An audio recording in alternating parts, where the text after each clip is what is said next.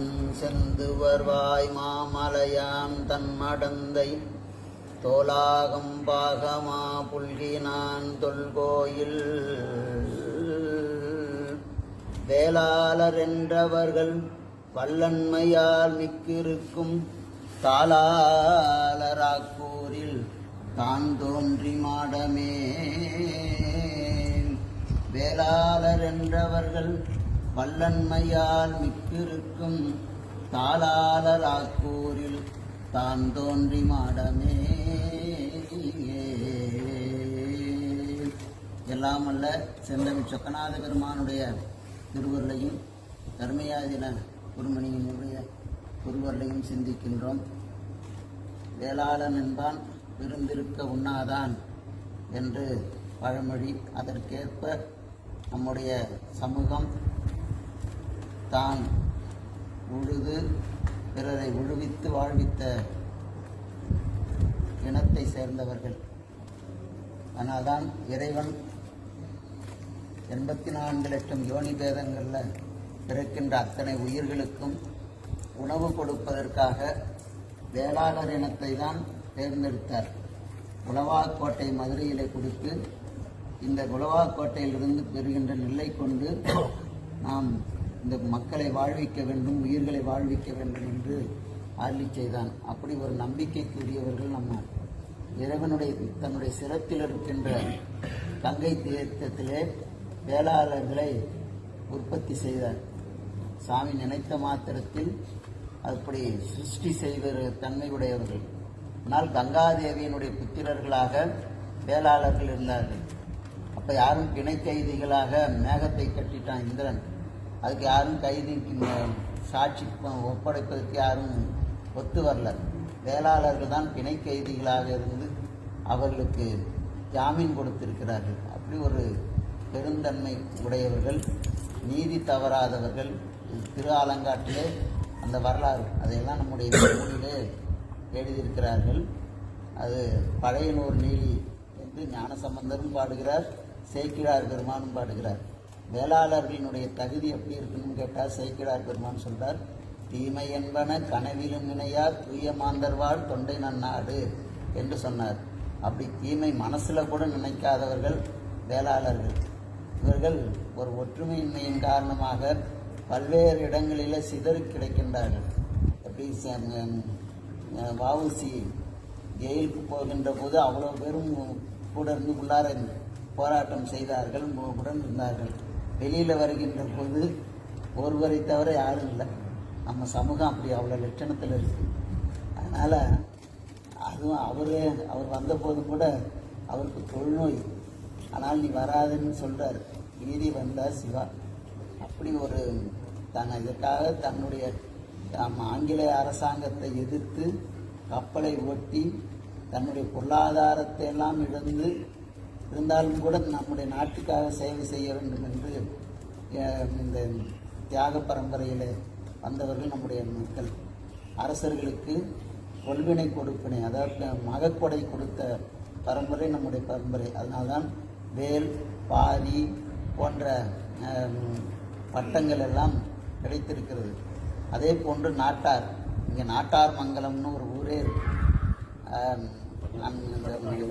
காட்டுமன்னார்குடி. அதனால்தான் இந்த நாட்டார்ங்கிற இதுவும் நமக்கு கிடைத்த ஒரு பட்டம். அது நான் சிறு வயதில் வளையமாதேவியில் இருக்கின்ற போது நாட்டார் பிள்ளைன்னு ஒருத்தர், அப்போ அவர் பேரே நாட்டார் பிள்ளைன்னு நினச்சிருக்கேன். அப்போ தான் அவங்க கோத்திரமும் பட்டமும் அவங்களுக்கு கொடுத்துருக்கிறார்கள் என்று இப்போ தான் அந்த இது தெரிந்து ஊர் பேரை தெரிந்துக்கிறது. இப்படி பல நிலைகளில் உயர்ந்திருந்தவர்கள், நீதிமான்களாக இருந்ததில் சொல் தவறாதவர்கள். நீலி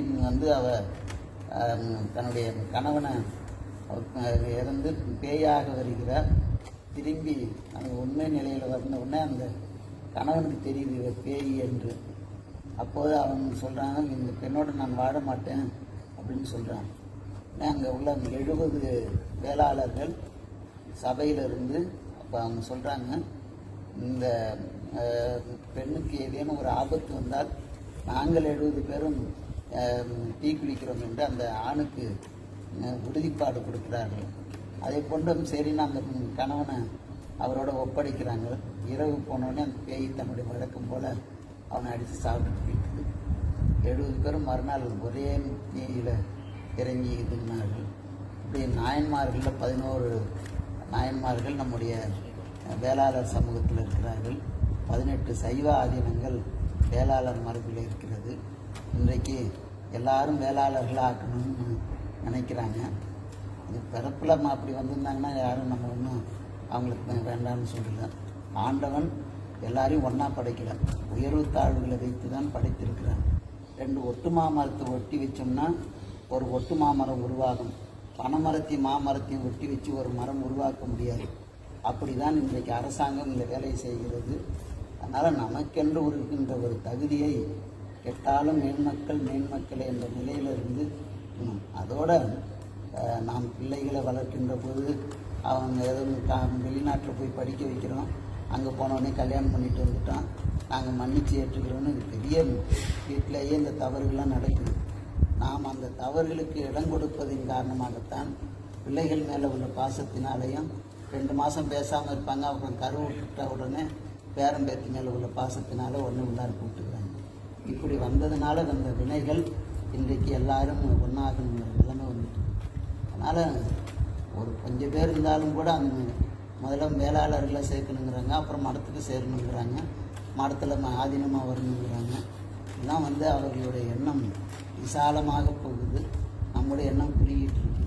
அதனால் ஒற்றுமை என்னும் கயிற்றை பற்றி பிடியுங்கள் என்று சொல்வதற்கு இணங்க வேளாளர்களாக வருகின்ற எல்லாரும், அதாவது திருமூலர் 5 மண்டலங்களாக வேளாளர்களை பற்றி சொல்கிறார். சோழ மண்டலம், இங்கே சோழிய வேளாளர்கள் இருந்திருக்கிறார்கள். இது தொண்டை மண்டலம், அங்கே முதலியார்களாக அந்த பகுதியில் இருந்திருக்கிறார்கள். கொங்கு மண்டலம், இப்போ அது கவுண்டர்னு சொல்கிறாங்க. வெள்ளாள கவுண்டர், வேடுவர் கவுண்டர்னு 2 பேர் இருக்கிறாங்க. அதில் வெள்ளாள கவுண்டர்கள் நம்முடைய சைவ மரபில் இருக்கிறவர்கள், பாண்டிய வேளாளர்கள், சேர வேளாளர்கள், இப்படி 5 மண்டலங்களாக திருமூலர் காலத்திலேயே பிரிக்கப்பட்டு நம்முடைய வேளாளர் சமூகம் இருந்திருக்கிறது. வேளாளர்களுக்கென்று 10 கட்டளைகளை அவர்களுக்குரிய நிலையை நம்முடைய அபிதான சிந்தாமணி காட்டுகிறது.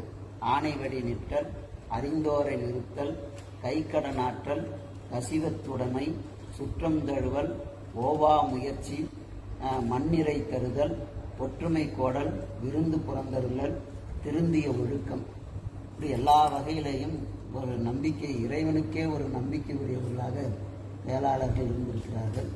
அதனால் இந்த வேளாளர்களுடைய ஒற்றுமையை நிலைநிறுத்தி இந்த ஆட்சியாளர்கள் அவங்க ஓட்டு வங்கிக்காக எது வேணாலும் செய்கிறார்கள். நம்ம இத்தனை பேர் கார்கார்த்தார், சோழிய வேளாளர், கொங்கு கவுண்டர்கள், சேர வேளாளர்கள், பாண்டிய வேளாளர்கள்,